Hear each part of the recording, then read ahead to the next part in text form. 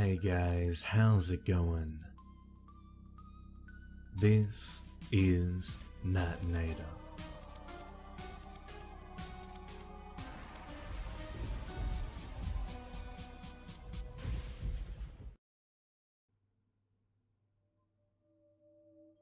Most of the laugh tracks on television were recorded in the early 1950s. These days, the people you hear laughing are dead. Chuck Palahniuk, Lullaby. We don't have to talk about it if you don't want to, of course. I thought that's what your job was about. Talking? Actually, Miss Chelsea, I would say that my job is about trust. I can't expect people who don't trust me to talk about sensitive things with me. So this session is entirely in your hands. I'll talk about it. Therapy was my idea after all. They said that since there was just the one incident, it wasn't really necessary, but I thought it was a good idea. Alright then. Tell me what happened. It was just a drawing on the sidewalk, a stencil, you know? Artists leave them around the city sometimes, and I was out shopping with my family when my son pointed it out. It was a skeleton wearing a top hat, and it had the word Saturday underneath it. What do you think that means? It sounds like Baron Samedi. Who?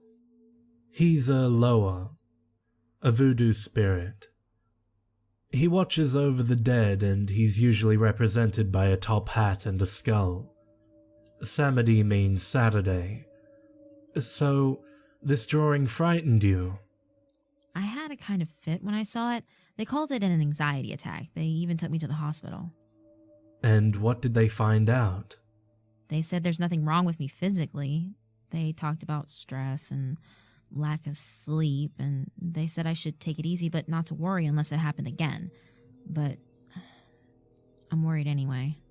Has anything like this ever happened before? Once, the same day that my son died. You said your son was the one who noticed the stencil. That's my youngest son, Dylan.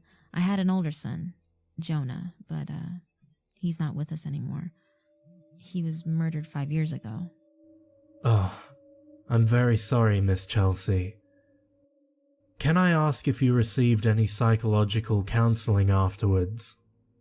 No, I was busy with Dylan, you see. Isn't it strange?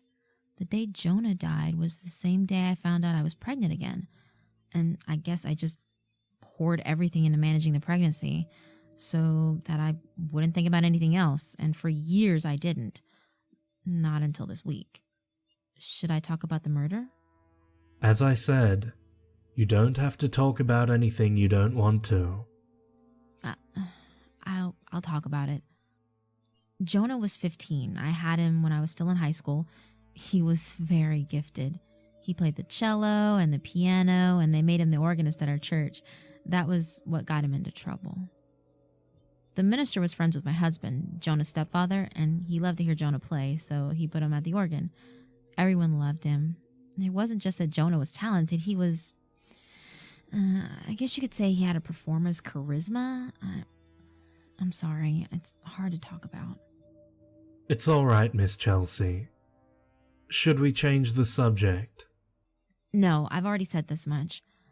Something people liked about Jonah, he would always play the hymns, but he plays some of his own music too, before and after the service. He composed his own material. It was very strange sounding, but everyone liked it. Well, almost everyone. One day, a man came to us after church and told him to stop. Told him to stop playing? Told him to stop playing his own music. He was very upset. He looked like he hadn't had much sleep. He might have been drunk. He told us that the song Jonah played that day was wrong somehow, that it was driving him crazy. He was screaming at us in the parking lot, telling us that we didn't realize what we were doing, that he spent his whole life trying to get away from that music. It didn't make any sense. Tell me about the song. It was very odd, now that you mention it. It was bouncy. It made me think of the circus for some reason. It made sense if you knew Jonah, though. He was always playing for laughs. I heard him practicing in his room. It made me feel unsettled the first time I heard it. And what about this man? Well, that day in the parking lot, he just ran off after scaring the daylights out of us. But the next week he came back with a gun. Miss Chelsea. It was the Day of the Dead, November 1st. I remember that. Someone had left something on the organ for Jonah as a joke. You know those Day of the Dead decorations, the little statuettes of skeletons doing everyday things? Skeleton housewives cooking, or a skeleton barber with scissors and a razor, or... a therapist. Huh? I have one that's a skeleton therapist, with a skeleton patient on his couch. A client gave it to me. It's actually quite funny. Oh, well, this one was a skeleton playing the piano. Jonah thought it was hilarious. He showed it to everyone. Nobody would admit to leaving it. Then he started playing. Everyone was enjoying it. He was coming to the end of the song, and then that man from the week before stood up. And then... Where is that man now, Miss Chelsea? In a mental hospital. I visited him a few times. He cries a lot and tells me he's sorry, but he says, "You must understand why. You, of all people, must understand why I did it." I don't know why he says that. But the thing I remember about that day now that I never remembered before is that little Day of the Dead statue. The skeleton was wearing a top hat, you see.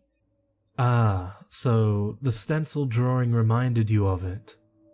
No, that wasn't it. I mean, I suppose it did, but, Doctor, I've never told anyone this before, but the day that Jonah was murdered, everyone assumed I was hysterical because of what happened. And I was, but it started before that. It started when I saw that little statuette on the church organ. Something about that figure, the skeleton and the hat, it terrified me. It scared me so bad that I wanted to stand up and shout to Jonah to run away from it, but I was just too frightened to even move. And by the time I could, the man with the gun had already... It's all right, Miss Chelsea. But you're sure that your fear response started before the shooting, not after? Yes, I'm sure. So, the skeleton and the hat, that image upsets you. Do you know why? I can't imagine. Can you think of the first time you ever saw it? Well, when I was a child, I used to have a nightmare. There was a little girl in a room. Was it you? It might have been, but it was hard to tell. Whoever she was in a dark room and she was crying, and all around her were these, I guess, puppets or dolls, and they were screaming. The puppets were screaming? Yes, all of them, screaming, and the little girl was crying. Did you have this nightmare a lot? All the time, when I was 5. What does this have to do with the skeleton in the top hat? That was one of the puppets. That's the first time I can remember seeing that image. Well, not exactly, but that's my earliest memory. I see. What did your parents do when you told them about this dream? They took the TV away. Why? They said that I had the dream because of something I saw on TV. Do you remember that? No, and I didn't at the time either, but they insisted. It was actually very strange now that I think about it. It seemed to scare them somehow. Of course, it's hard to remember. I was so young, you know? Of course. Do you still have this dream? No, that is, not until very recently. But you've had it again. Yes, just after the stencil drawing and the anxiety attack. The same night, actually. But only that once. And that was the first time in, 40 years, I guess. It's normal, right, to have that dream again after seeing something that reminded me of it? We don't really deal in words like normal or abnormal here, Miss Chelsea. I would say that it is noteworthy that you had the same dream after so long. But I don't think it's something you have to worry about. Can I ask, was anything different about the dream this time? Yes. And what was that? One of the puppets, it looked like Jonah. It's all right to cry, Miss Chelsea. Here, dry your eyes. I can imagine that it was very upsetting, but it's important to remember that dreams are your mind's way of trying to tell us something. Can you remember any other strange dreams about your oldest son? For a while, right after he died, I would have one where I was standing on the shore watching him sail away on a big ship. That's a very common image. No, not like this.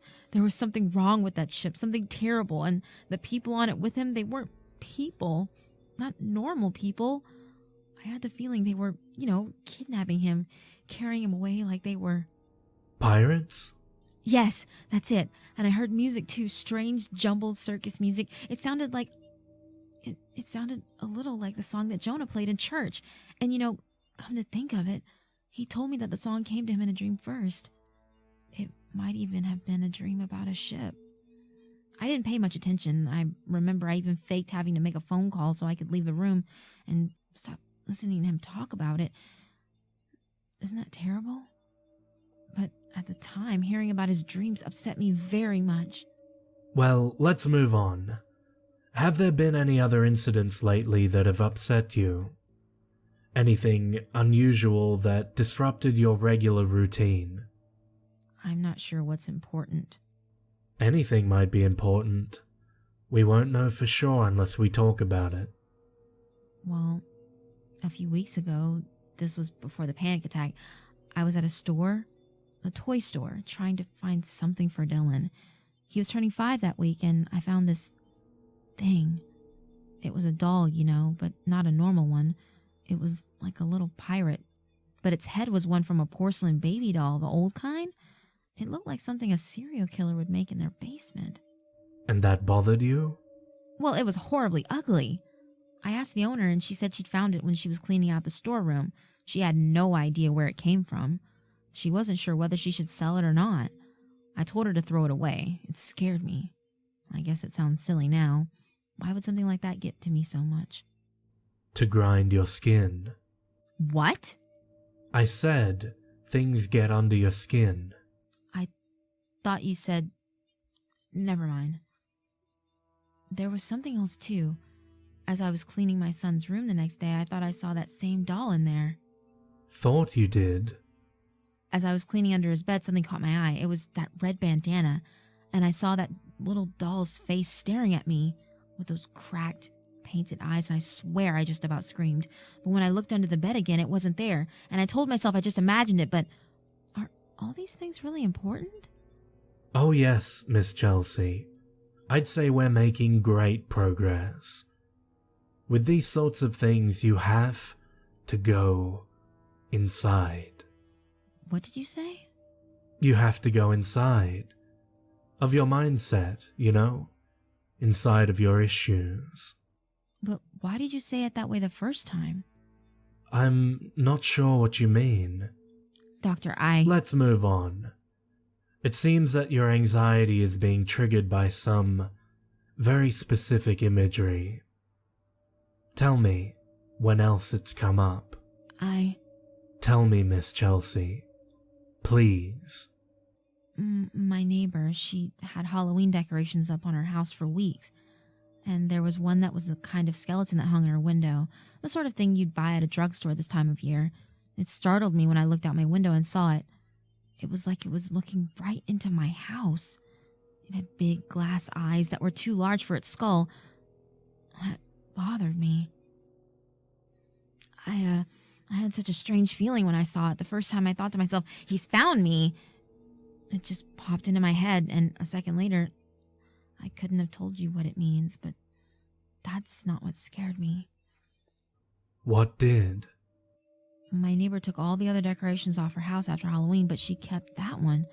Every morning I'd see that thing staring into my window. And finally one day I mentioned to her very casually, that it was almost Thanksgiving and she really ought to take that last Halloween decoration down. And she said, I don't know what you're talking about. it's been gone for weeks. Was it there when you looked out the window again? No. Do you think it was ever really there to begin with? I don't know.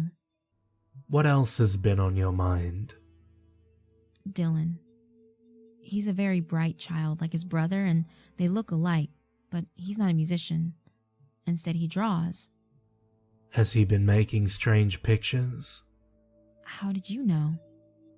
A lucky guess. Do go on, Miss Chelsea. I feel sick. I feel like the room is moving? It's your imagination. Tell me about Dylan's pictures. They're of a sailing ship, but not a normal one. It has a figurehead at the front of it that's too big and it talks. The figurehead talks. Yes. How do you know that, if it's just a picture? I just know, and he's been drawing it for weeks and weeks, over and over. And sometimes he draws other things too, strange things, terrible things. But things you recognize. Yes. Where have you seen these things before, Miss Chelsea? In my dreams and on the television. When I was 5 years old, the show came on every day, and I was scared of it, but I watched it anyway. And when I tried to get my parents to watch it with me, they said... What did they say? That there was no show, and I didn't understand what they meant, and that's when the nightmare began. And I remember now, that's where I first heard that song, the strange one that Jonah played. That's why I was upset when I heard it, because it reminded me of that show. And I thought maybe that's why the man at the church was upset by it too. I guess as I grew up, I kind of forgot about the whole thing, but... But you didn't forget, did you? You never forgot the things that are really important in childhood. I guess you don't. And we didn't forget about you either. What? I said they didn't forget. No, you didn't. You said we. We didn't forget about you? Well, it's true. We didn't forget.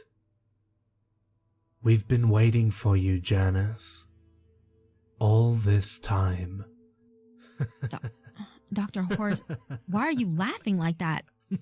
Dr. Horace? I'm not a doctor. And you see, this isn't a doctor's office at all, is it? It's the cabin of a ship. That's why it's moving. That's why you started to feel seasick.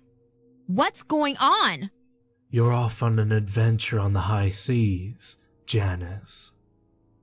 Just like the ones on television when you were a little girl. The ones we made just for you. Stop talking like that, and stop calling me that too. My name isn't Janice. But it could be. You'd make as good of a Janice as anyone. And think how much better life would be if you were. Janice never had a murdered son. Janice never had to worry that she was losing her mind. Janice only had adventures all the time. But they were so awful, so frightening. Well, being a child is always a little frightening, isn't it? But you won't be alone here. All of your old friends are on board. And we even have some new ones too.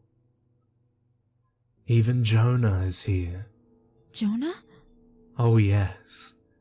He's been just the best little crew member for us. And he's been waiting for you. Just think about how wonderful it would be to see him again. And to see everyone else too. All one big, happy crew together. But what about Dylan? Your other boy? Oh, don't worry about him. We'll get around to him in due time. But do you hear that, Janice? I hear a voice. And what is it telling you? I don't want to listen to it. I don't want to be here. I want to go home. This is home, Janice. This is the home we made for you. The home that's been waiting for you. The home that you'll be in forever and ever. The voice that you hear, why, that's the voice of your new home. And what is it saying? What is it saying, Janice? It's saying that I have to go inside.